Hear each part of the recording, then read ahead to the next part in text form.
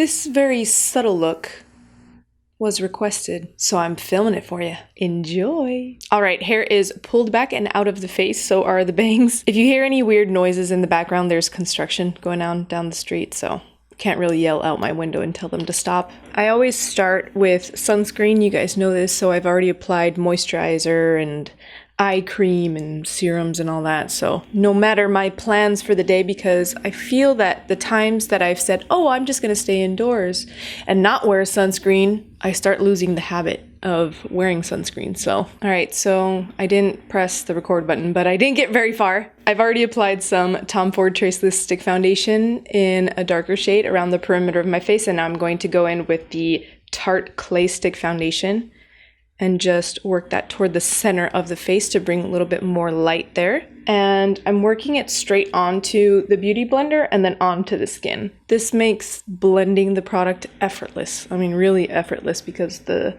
beauty blender does the majority of the work for you. And pinpointing concealer just on that brand new blemish that decided to join the party last minute. Great, thanks. You're welcome. You're very welcome here. This foundation is dewy, so I'm going to have to set it, but before I set it, I'm going to work with all my creams. I'm going to go in with this product that you haven't seen before. It is the Becca Beach Tint in the color Fig. It has a very gel-like consistency, so I'm going to pop that on the back of my hand and start working it onto the cheeks. These tints are beautiful, but they're very light and sheer, so you can slowly build them up without having to worry about applying too much. It's almost impossible, I feel, to apply too much of this. But when it wears down, it blends beautifully into the skin and it lasts. Taking a little onto the lids and patting it in with a beauty blender very lightly around the perimeter of the blush, not on the apple of the cheek. After the cheeks, I just popped a lip balm on, and now I'm going to go into contour. I'm going to be using my trustio Kiko stick, and I've really been liking this brush with it, the Anastasia A22. Even though it's a natural hair brush, I feel like it blends the cream in really well. So taking the tip of my brush and working that into the contour, I'm just going to apply it straight to the cheek. And this is going to be a more buildable method for your products. So if you take them straight to the face, you've already applied all the product. If you work them onto the brush and then onto the face, you can slowly build the product up and you don't get a lot of streaks or lines of demarcation in your application. When I work the contour along the jawline, I take it all the way back over here, like behind the ear, and blend it out really well. That way it looks like the contour is an actual shadow. It's coming from somewhere and it should be blended out seamlessly. So just make sure you go over your contour a couple times. Next, for highlight, I'm going to be applying this guy, also from Becca. It is the Becca Backlight Primer. You can use this under your foundation for more of a dewy glow, but I want my highlight to be strategic, so I'm just taking it with my fingers from the back of my hand and applying it where I want that highlight, the highest point of the cheekbone, toward the temple, up toward that brow bone, and then slightly on the forehead from there. On the bridge of the nose, Cupid's bow, and also I'll take some of that on the inner corner of the eye to just brighten that up as well. Now I'm taking my La Mer loose translucent powder with a Cosette S130 brush and just powdering where I tend to get a little bit more sweaty and the makeup tends to move throughout the day. Usually I don't powder, but this foundation is very dewy. Now I'm going to recreate that very light, almost light electric blue, because it was pretty vivid, graphic eye look.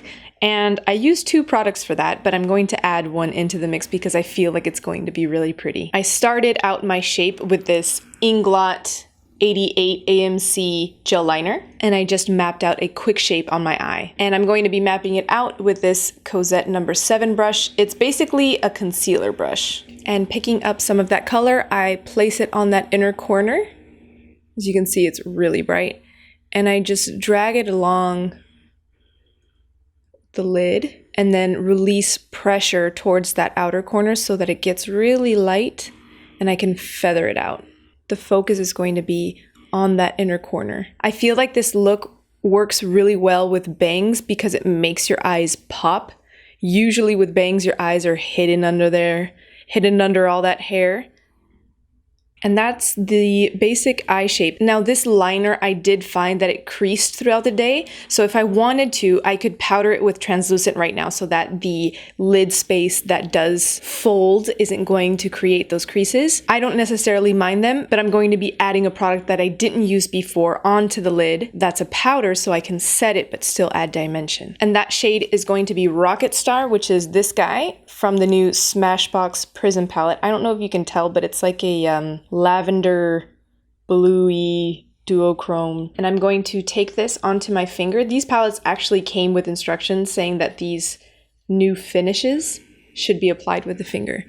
And I'm going to press it on top of that cream. By packing it on with my finger, I can really fuse that powder shadow into the gel. And I'm just going to focus that shade on the center because on the inner corner, I used this guy. This is Stila liquid eyeshadow, and this is the color Freedom. And taking that guy on the back of my hand, I'm just going to put my brush into it and apply it only on that inner corner over the blue. I feel like this is what made that eyeshadow really pop. It brightens it so much, and it looks nearly neon. If pastels could be neon, that's pretty much what it's looking like. Now layering this shadow over the gel liner makes the product last longer throughout the day, and together they just pop. And that's pretty much it for the eyes. I added some mascara and I did my brows really lightly. So I'm gonna go ahead and do that and be right back. All right, so mascara is on, brows are on, bangs are down, and now I'm going to move on to lips. Because I use that kind of lavender pinky tone blush, and I have that lavender shift eyeshadow on the lids, I'm going to go with a lavender clear lip because obviously the eyes are the center of attention, but I also want some dimension on the lips. So I'm going to go with this gloss. It is Urben Decay Candy Flip. And you can see there's a lavender blue shift to it, and I'm going to apply that on the lips.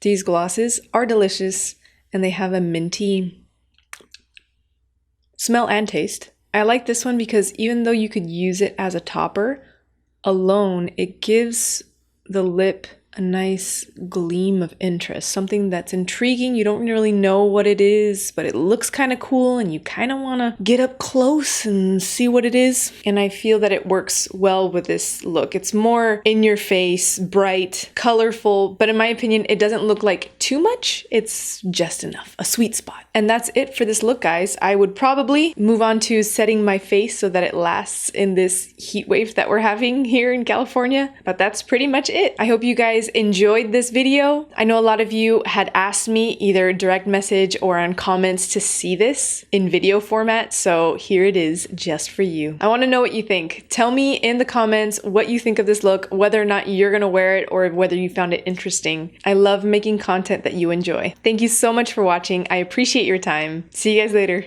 Bye.